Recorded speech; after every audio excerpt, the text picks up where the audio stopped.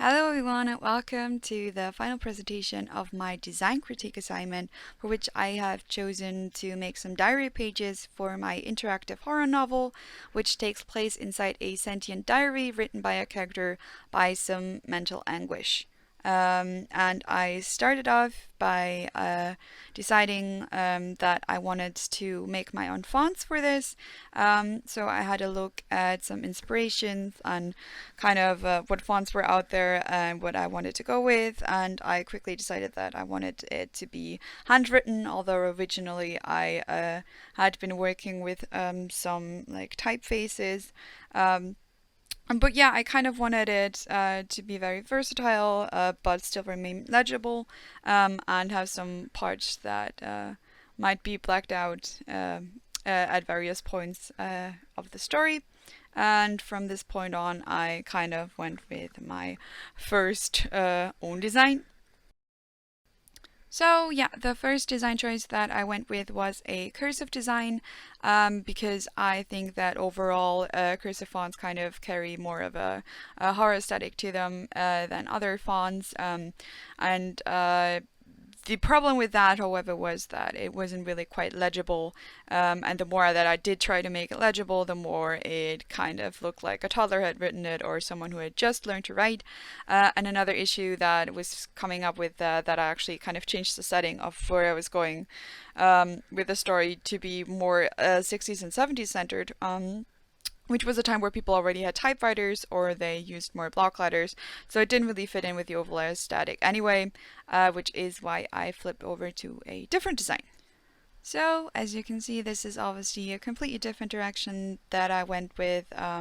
For one, this is obviously not cursive anymore, and the other one is that even though the spacing is a bit different here and there, overall it does look a bit more uniform. Obviously, this kind of removes the possibility of people actually mistaking it for a versatile handwriting, but legibility should always remain the number one priority, and I do think that this kind of brought together enough versatility that it looked like there were different versions of different letters. I think the maximum of like different versions of letters that are being used are like three. If I would use more, then at that point, it once again would really look uniform enough to be mistaken for an adult's handwriting. But yeah, I do think that it carries enough spunk to look like somebody actually writes like this, but is still easily legible and also scalable. Yeah, this was the first font that I was kind of happy with, but because there's kind of multiple voices within the diary, it would make sense to also have multiple fonts, so I made another one. Obviously the prime focus of this font isn't legibility, but instead it's supposed to carry a certain message with the letters themselves. For the inspiration for this, I kind of looked at the time period that my game is set in, and as I said before, it's kind of set in the 60s, 70s, which is the time where America saw the highest frequency of serial killers. And I took inspiration from some of that to be readable in my own design. So on the left hand, you can see the deciphering code from the Zodiac killer, and I kind of used it as like a general idea of how I wanted to space out my characters, although I kind of used a different inspiration for that in the end. But overall, I kind of had it like very neatly set up in the beginning, and I wanted some of the letters to look more like symbols rather than letters, but obviously still remain somewhat legible. And so for the second inspiration, I went with Richard Ramirez. The Night Stalker, absolute loser, but he did have like some weird thing with the devil and looking like having like a really really hard to read handwriting. So I kind of went with like the symbolism of the Zodiac killer with the messiness of Richard Ramirez, and used that to come up with the final design for this second font, which is also the font that I used in my final piece for this assignment.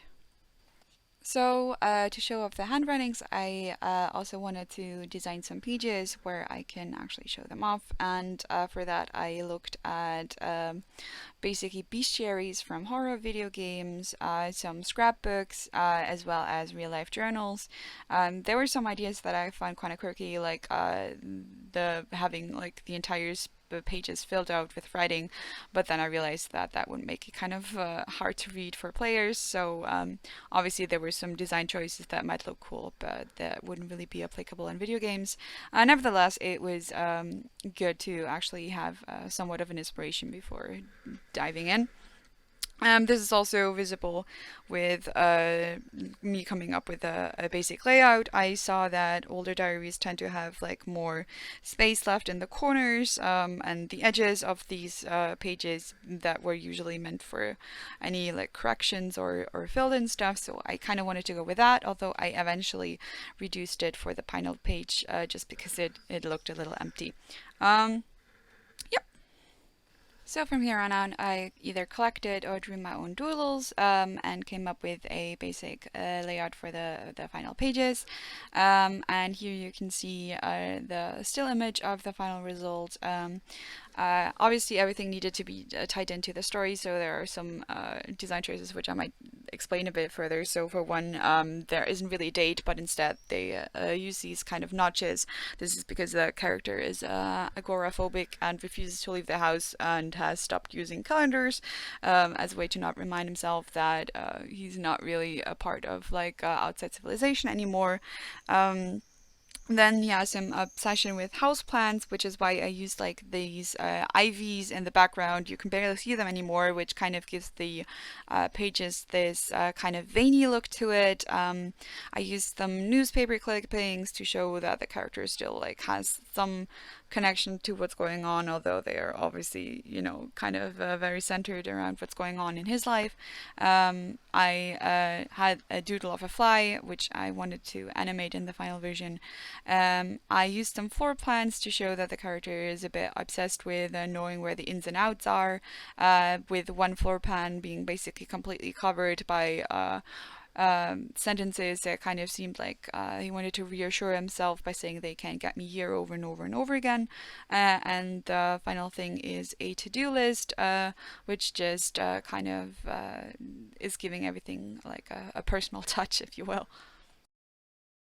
Anyway, so here is the final version with some animations. I originally had a couple more even in there, but it did look messy. Like I kind of had the veins on the left page pop in like a heartbeat, and I just honestly, that was even too much for people who don't suffer from epilepsy, so I kind of left that part out.